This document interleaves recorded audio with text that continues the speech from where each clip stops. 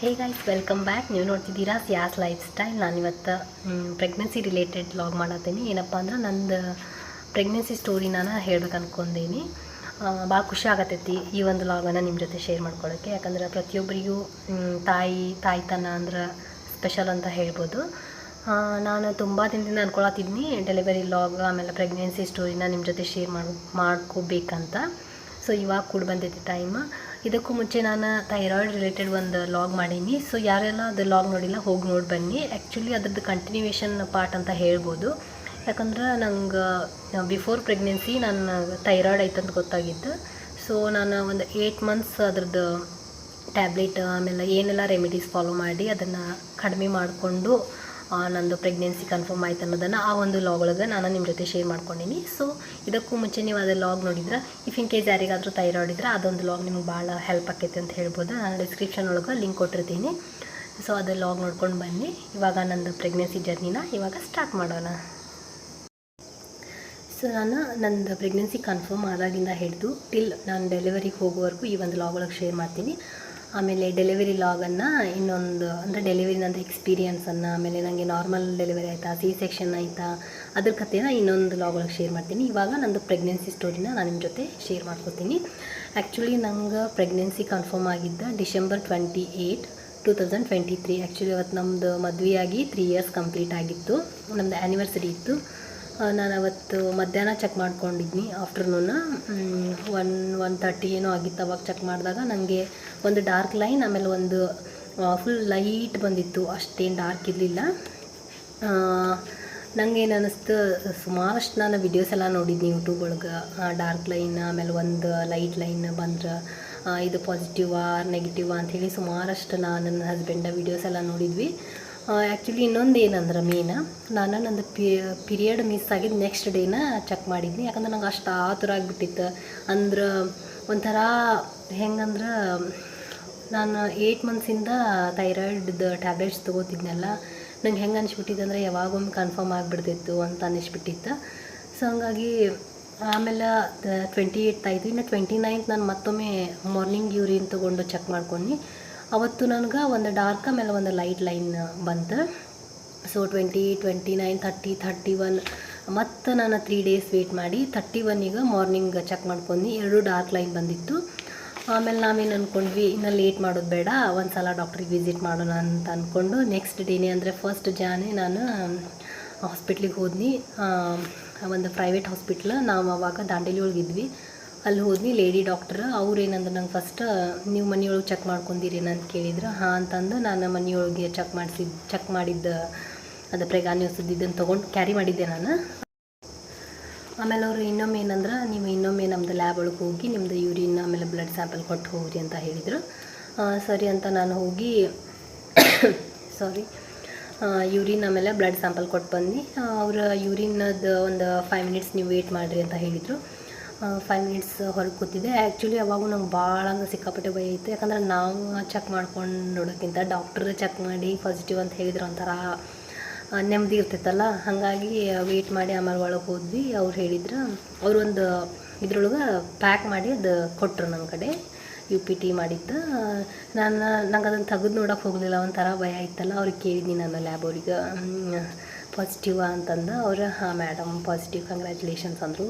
ಸಿಕ್ಕಾಪಟ್ಟೆ ಖುಷಿ ಆಯಿತು. ಆ್ಯಕ್ಚುಲಿ ನನ್ನ ಹಸ್ಬೆಂಡ್ ನಂಗೆ ಹಾಸ್ಪಿಟ್ಲಿಗೆ ಬಿಟ್ಟು ಆಫೀಸಿಗೆ ಹೋಗಿದ್ರು. ಫಸ್ಟ್ ನಾನು ಅವ್ರಿಗೆ ಕಾಲ್ ಮಾಡಿದೆ, ಹಿಂಗೆ ಹೇಳಿದರು ಪಾಸಿಟಿವ್ ಇದೆ ಅಂತ ಹೇಳಿ.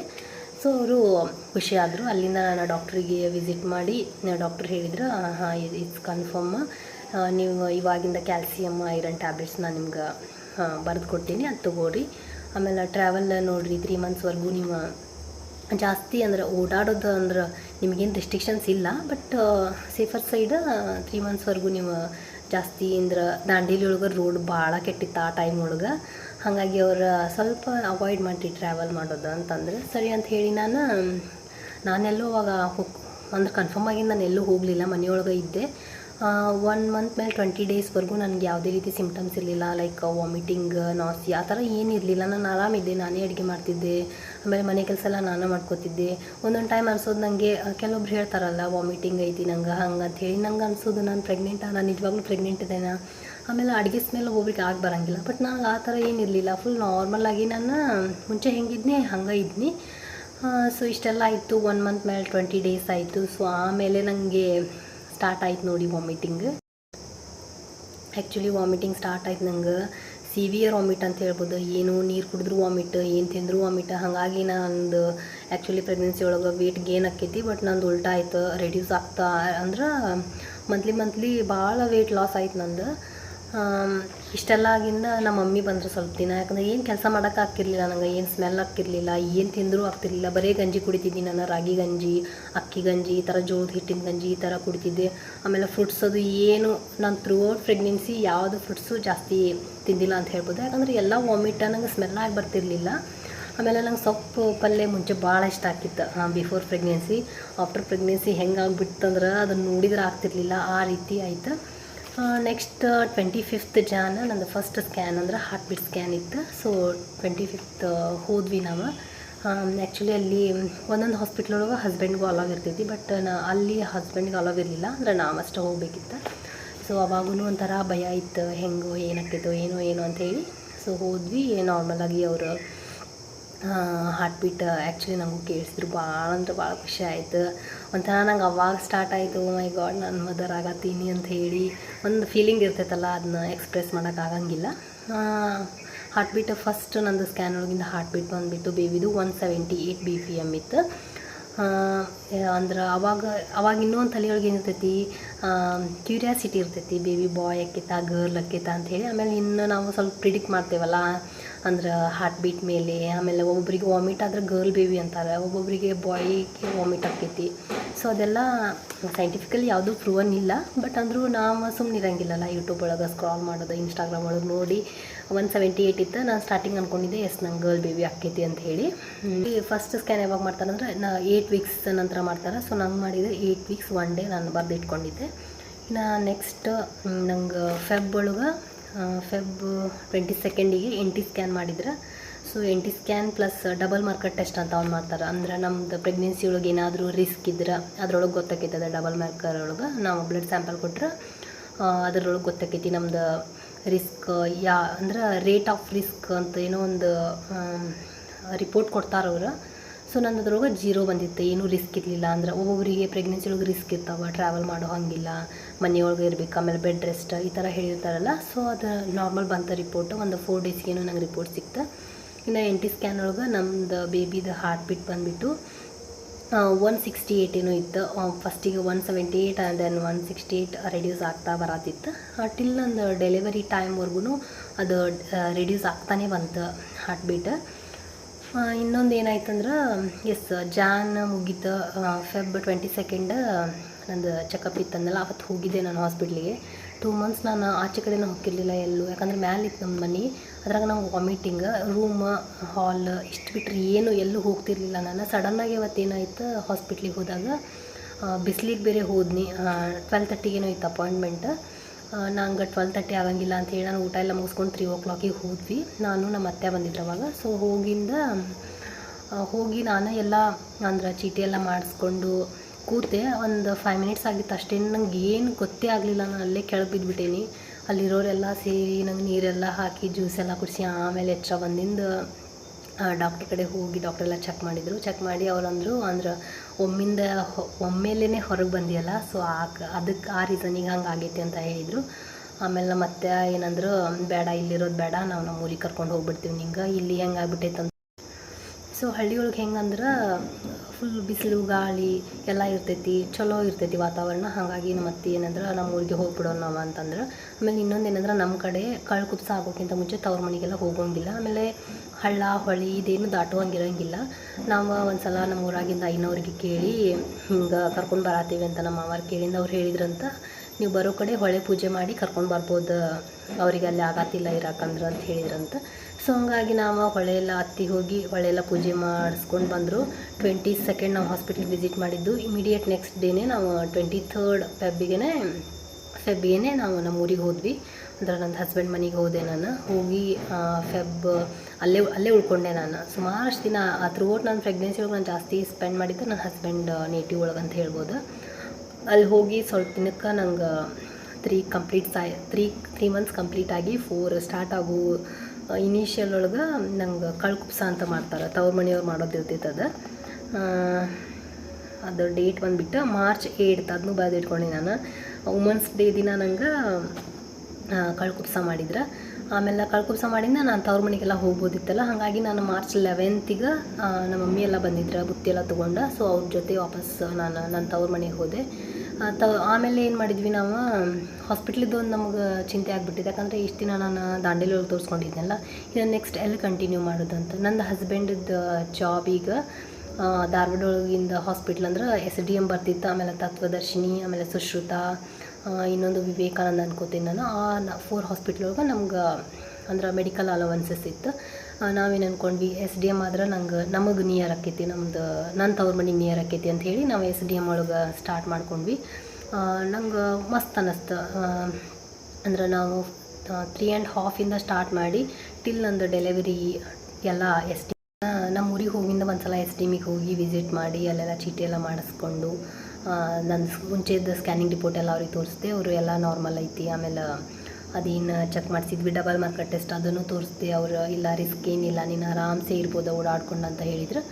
ಆಮೇಲೆ ನೆಕ್ಸ್ಟ್ ನಂಗೆ 5th ಮಂತ್ ಎಂಡ್ ಆಗ್ತಾ ಇನ್ನೊಂದು ಸ್ವಲ್ಪ ದಿನ ಇರಬೇಕಾದ್ರೆ NMLI ಸ್ಕ್ಯಾನ್ ಅಂತ ಬರ್ತೈತಲ್ಲ, ಅದನ್ನು ಮಾಡಿದ್ರೆ ಅದರೊಳಗೆ ನಮ್ಮದು ಬೇಬಿದು ಫೀಚರ್ಸ್ ಎಲ್ಲ ಗೊತ್ತಾಕೈತಲ್ಲ. ಇಫ್ ಇನ್ ಕೇಸ್ ಏನಾದರೂ ಅಬ್ನಾರ್ಮಾಲಿಟೀಸ್ ಇದ್ರೆ ಆ ಸ್ಕ್ಯಾನ್ ಒಳಗೆ ನಮಗೆ ಗೊತ್ತಾಕೈತಿ. ಅದೊಂದು ಇಂಪಾರ್ಟೆಂಟ್ ಸ್ಕ್ಯಾನ್ ಅಂತ ಹೇಳ್ಬೋದು, ಯಾರು ಸ್ಕಿಪ್ ಮಾಡಬೇಡಿ. ಸೊ ಅದು ಸ್ಕ್ಯಾನ್ ಮುಗಿದ್ದು. ಸ್ಕ್ಯಾನ್ ಕೂಡ ಅಷ್ಟೇ, ಏನೂ ಅಬ್ನಾರ್ಮಾಲಿಟೀಸ್ ಇರಲಿಲ್ಲ, ಎಲ್ಲ ಬೇಬಿ ಟೋಟಲಿ ಫೈನ್ ಆಗಿತ್ತು. ನೆಕ್ಸ್ಟ್ ನಾನು ವಾಪಸ್ ಮಾರ್ಚ್, ಏಪ್ರಿಲ್, ಮೇ ಅಂದ್ರೆ 2 ಮಂತ್ಸ್ ನಾನು ನಮ್ಮ ಮಮ್ಮಿ ಮನೆಯಾಗಿದ್ನಿ. ಆಮೇಲೆ ವಾಪಸ್ ನಾನು ನಮ್ಮ ಅತ್ತೆ ಮನೆಗೆ ಹೋದ್ನಿ. ಯಾಕಂದ್ರೆ ಕುಬ್ಸ ದೊಡ್ಡ ಕುಬ್ಸ ಸೀಮಂತ ಏನಂತೇವಲ್ಲ ಅದನ್ನು ಮಾಡಿಸ್ಕೊಳ್ಳೋದಿತ್ತು. ಅತ್ತೆ ಮನೆಯೊಳಗೆ ನಡಿಬೇಕದ ನಮ್ಮ ಕಡೆ ಎಲ್ಲ. ಹೆಂಗೆ ಮಾಡ್ತಾರಂದ್ರೆ 2 ಡೇಸ್ ಫಂಕ್ಷನ್ ಇರ್ತೈತಿ. ಹಿಂದಿನ ದಿನ ನನ್ನ ತವ್ರ ಮನೆಯವರು ಬುತ್ತಿ ಎಲ್ಲ ಮಾಡ್ಕೊಂಡು ಬರೋದು, ಅದನ್ನು ಊರೊಳಗೆಲ್ಲ ಹಂಚೋದು. ನೆಕ್ಸ್ಟ್ ಡೇ ಕುಬ್ಸ ಇರ್ತೈತಿ. ಹಸ್ಬೆಂಡ ಆಮೇಲೆ ನನಗೆ ಕೂಡಿಸಿ ಒಂದು ಫಂಕ್ಷನ್ ಮಾಡೋ ಥರ. ಸೀಮಂತ ಆಲ್ಮೋಸ್ಟ್ ನೀವೆಲ್ಲರೂ ನೋಡಿರ್ತೀರಲ್ಲ ಆ ಥರ. ನಂಗೆ 6 ಮಂತ್ಸಿಗೆ ಮಾಡಿದರೆ. ಯಾಕಂದ್ರೆ ನಮ್ಮ ಕಡೆ 6, 8 ಅಂದ್ರೆ 6 ಅಥವಾ 8 ಎರಡರಲ್ಲಿ ಒಂದು ಕಡೆ ಒಂದು ಮಂತೊಳಗೆ ಮಾಡಿ ಮುಗಿಸ್ತಾರೆ. 8 ಒಳಗೆ ಮಾಡೋಕ್ಕೆ ಮಳೆಗಾಲ ಸ್ಟಾರ್ಟ್ ಆಗ್ತಿತ್ತು. ಹಾಗಾಗಿ 6th ಅಂದ್ರೆ ಮೇ ಒಳಗೆ ಬಿಸಿಲು ಇರ್ತೈತಲ್ಲ, ಆಮೇಲೆ ಬರೋಕ್ಕೆ ಹೋಗೋಕ್ಕೆ ಯಾರಿಗೂ ಡಿಸ್ಟರ್ಬೆನ್ಸ್ ಹಂಗಿಲ್ಲ ಅಂಥೇಳಿ May 19th ನಮ್ದು ಕುಬ್ಸ ಮುಗೀತು. ಸೊ ಈ ಕಡೆ ನಾನು ಪಿಕ್ಸನ್ನು ಹಾಕಿರ್ತೀನಿ, ನೋಡ್ಬೋದು ನೀವು. ಫಂಕ್ಷನ್ ಮಾತ್ರ ಮಸ್ತ್ ಆಯ್ತು. ಅಲ್ಲಿಂದ ನಾನು ಮಂತ್ಲಿ ವಿಸಿಟ್ ಇರ್ತಿತ್ತು ಹಾಸ್ಪಿಟ್ಲಿಗೆ. ಮಂತ್ಲಿ ಹೇಳ್ತಿದ್ರು ಅವರು, ತೋರಿಸ್ತಾ ಹೋದ್ನಿ. ಎಲ್ಲ ಸ್ಕ್ಯಾನ್ ಇರ್ಬೋದು, ಬೇಬಿ ಹೆಲ್ತ್, ನಂದು ಹೆಲ್ತ್ ಎಲ್ಲ ಫೈನ್ ಇತ್ತು. ಬಟ್ ನಂದು ವೆಯ್ಟ್ ಮಾತ್ರ ಗೇನ್ ಆಗ್ತಾ ಇರಲಿಲ್ಲ. ನಾನು ಸುಮಾರು ಸಲ ಹಾಸ್ಪಿಟ್ಲಿಗೆ ಹೋದಾಗ ಡಾಕ್ಟ್ರಿಗೆ ಕೇಳ್ತಿದ್ದೆ. ಅವ್ರು ಅಂತಿದ್ರು, ಇಲ್ಲ ನೀನು ಬೇಬಿ ಹೆಲ್ದಿ ಅದೀರಿ, ಸೊ ನೀನು ಅದೇನು ತಲೆಗೆ ಹಾಕಿ. ಸೊ ನಾನು ಮೇಗೆ ಹೋಗಿ ಸೀಮಂತ ಎಲ್ಲ ಮುಗಿಸ್ಕೊಂಡು ಮೇ, ಜೂನ್, ಜುಲೈ ಅಂದರೆ ಜುಲೈ ಫಸ್ಟ್ ವೀಕ್ವರೆಗೂ ನಾನು ಹಸ್ಬೆಂಡ್ ಮನೆಯೊಳಗೆ ಇದ್ದೆ. ನಮ್ಮ ಕಡೆ ಹೆಂಗಂದ್ರೆ 8 ತಿಂಗಳು ಇರಬೇಕಾದ್ರೆ ಆ ಕಡೆಯಿಂದ ಉಡಿಯಕ್ಕಿ ಹಾಕಿ ಕಳಿಸ್ತಾರೆ ತವ್ರ ಮನೆಗೆ ಡೆಲಿವರಿಗೆ ಅಂಥೇಳಿ. 2 ಮಂತ್ಸ್ ಏನಂದ್ರೆ ಕೆಲಸ, ದಿನ ಬೆಳಗ್ಗೆ ಏಳೋದು. ಬೆಳಗ್ಗೆ ಹಳ್ಳಿ ನಮ್ಮದು ಹಸ್ಬೆಂಡದು ನೇಟಿವ್, ನನ್ನ ತವ್ರ ಮನೆಯೂ ಹಳ್ಳಿನೇ.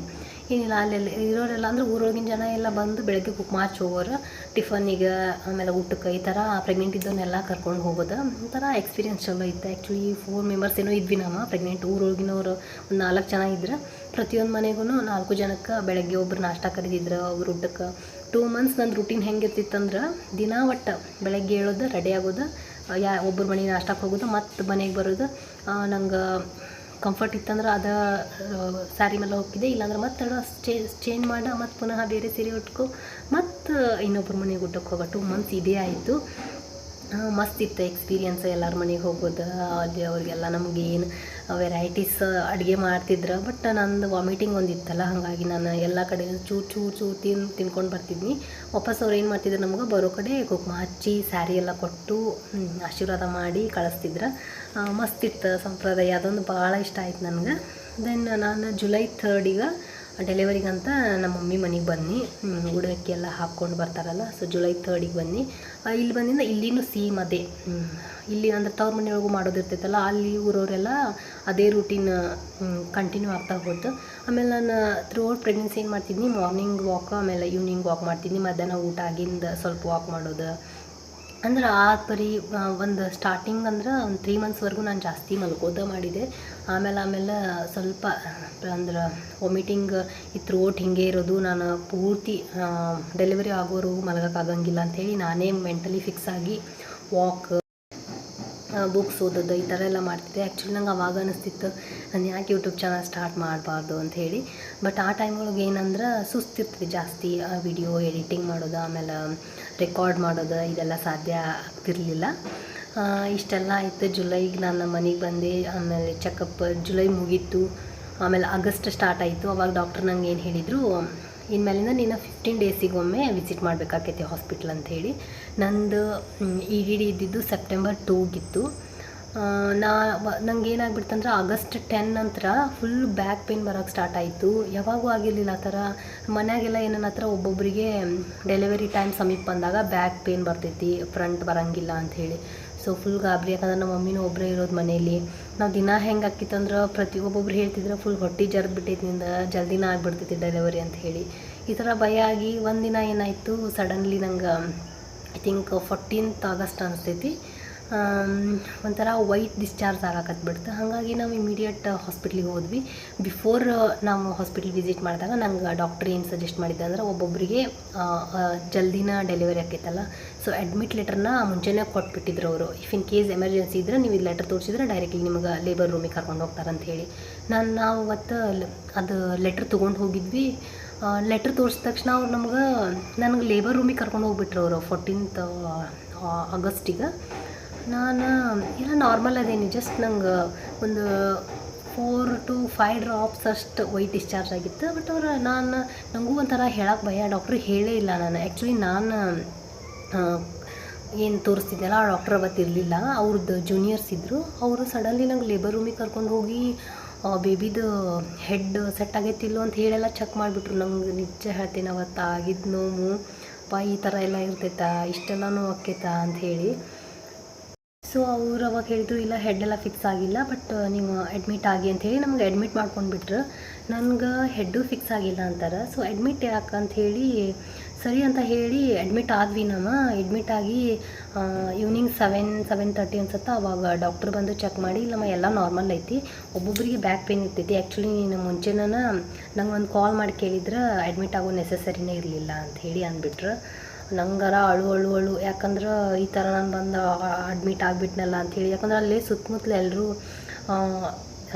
ಡೆಲಿವರಿ ಆಗೋರೇ ಇದ್ದಾರೆ. ಅವ್ರ ಪೇನ್, ಅವ್ರು ಕಿರ್ಚಾಡೋದು ನೋಡಿ ನಂಗೆ ಯಪ್ಪ ಯಾಕಾದರೂ ನಾನು ಬಂದಿಲ್ಲಿ ಸಿಕ್ಕಾಕೊಂಡು ಅಂತ ಅನಿಸ್ಬಿಟ್ಟಿತ್ತು.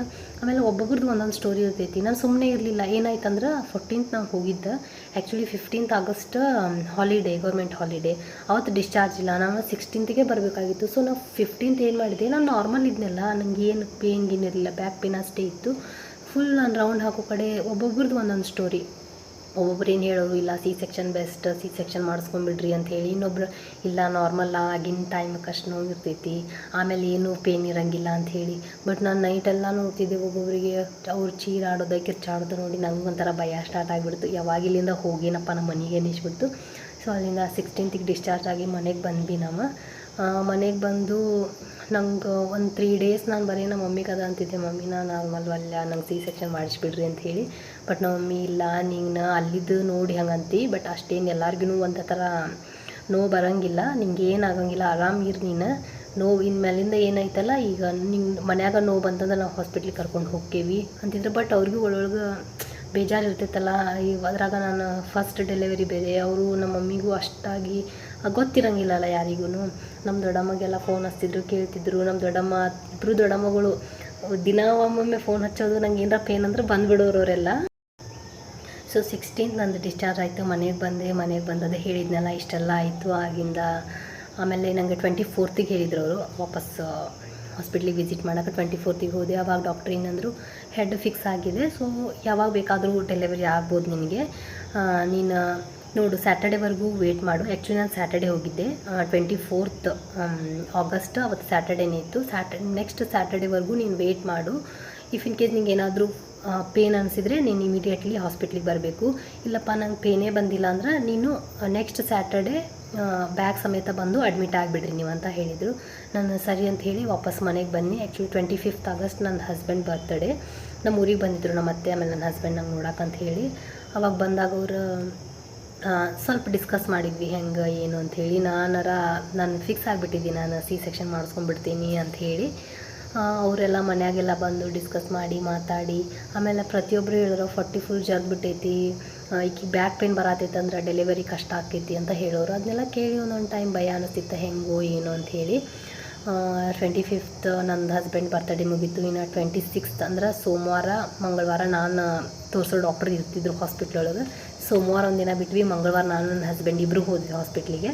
ಹೋಗಿ ಡಾಕ್ಟ್ರ್ ಹತ್ರ ಎಲ್ಲ ಮಾತಾಡಿಕೊಂಡು ಬಂದ್ವಿ. ಆ್ಯಕ್ಚುಲಿ ನಂದು ಡೆಲಿವರಿ ಆಗಿದ್ದು 28 August 2024. ನಾವು ಆ್ಯಕ್ಚುಲಿ 24ಗೆ ಹೋಗಿದ್ದೆ ನಾನು ಹಾಸ್ಪಿಟ್ಲಿಗೆ. ಅವ್ರು ಹೇಳಿದ್ದು ನನಗೆ ನೆಕ್ಸ್ಟ್ ಸ್ಯಾಟರ್ಡೇ ಅಂದ್ರೆ ಐ ಥಿಂಕ್ 1 ಸೆಪ್ಟೆಂಬರ್ ಆಗ್ತಿತ್ತೇನೋ, ಅವತ್ತು ಬಂದು ಅಡ್ಮಿಟ್ ಆಗು ಅಂತ ಹೇಳಿ. ಬಟ್ ನಾನೇನು ಮಾಡಿದೆ 27ಗೆ ಮತ್ತೆ ನಾನು ನನ್ನ ಹಸ್ಬೆಂಡ್ ಹಾಸ್ಪಿಟ್ಲಿಗೆ ಹೋಗಿ ಡಾಕ್ಟ್ರ್ ಹತ್ರ ಏನೋ ಒಂದು ಮಾತಾಡಿಕೊಂಡು ಅವತ್ತು ನಾನು ಅಡ್ಮಿಟ್ ಆದೆ. ನೆಕ್ಸ್ಟ್ ಡೇ ನಂಗೆ ಡೆಲಿವರಿ ಆಕೈತಿ. ಇಟ್ಸ್ ನಾರ್ಮಲ್ ಡೆಲಿವರಿ ಆಕತ್ತಾ, C-ಸೆಕ್ಷನ್ ಆಕೈತಾ ಅನ್ನೋದನ್ನು ನಾನು ನಂದು ಡೆಲಿವರಿ ಸ್ಟೋರಿ ಒಳಗೆ ಹೇಳ್ತೀನಿ. ಈ ಒಂದು ವಿಡಿಯೋ ನಿಮಗೆ ಇಷ್ಟವಾದಲ್ಲಿ ದಯವಿಟ್ಟು ಲೈಕ್ ಮಾಡಿ, ಶೇರ್ ಮಾಡಿ, ಸಬ್ಸ್ಕ್ರೈಬ್ ಮಾಡಿ. ಸೊ ತಾಯ್ತನ ಇದು ಯಾವುದೂ ಈಸಿ ಅಲ್ಲ. ನಾವು ಅನ್ಕೋತೀವಿ, ಮಮ್ಮಿಗೆಲ್ಲ ಹೇಳ್ತಿರ್ತೇವಲ್ಲ ಏನು ಮಗುನ ಎಲ್ಲರೂ ಹೇಳ್ತಾರೆ ಹಾಗೆ ಹಿಂಗೆ ಅಂತ ಹೇಳಿ. ಬಟ್ ಅದನ್ನು ಪರ್ಸ್ನಲಿ ಫೀಲ್ ಮಾಡಿದಾಗನೇ ಗೊತ್ತಾಗೋದು ನಮಗೆ ಅದರದ್ದು ವ್ಯಾಲ್ಯೂ ಏನು ಅಂಥೇಳಿ. ಸೊ ಎಲ್ಲ ತಾಯಂದಿರಿಗೂ ದೊಡ್ಡ ನಮನಗಳು. It's not easy. ಅದು ನಾರ್ಮಲ್ ಡೆಲಿವರಿನೇ ಆಗಿರಲಿ, C-ಸೆಕ್ಷನ್ನೇ ಆಗಿರಲಿ, ಎರಡೂ ಪೇನ್ಫುಲ್ ಅಂತ ಹೇಳ್ಬೋದು. ನಂದು ನೆಕ್ಸ್ಟ್ ಸ್ಟೋರಿ ಏನನ್ನೋದನ್ನು ನಾನು ನೆಕ್ಸ್ಟ್ ವ್ಲಾಗ್ ಒಳಗೆ ಶೇರ್ ಮಾಡ್ತೀನಿ. ಸೊ ಅಷ್ಟೇ ಸ್ನೇಹಿತರೆ, ಸಿಗೋಣ ಮತ್ತೊಂದು ಏನಾದರೂ ಇಂಟ್ರೆಸ್ಟಿಂಗ್ ವ್ಲಾಗ್ ಒಳಗೆ. ಅಲ್ಲಿವರೆಗೂ ಎಲ್ಲರಿಗೂ ನಮಸ್ಕಾರ. Thank you.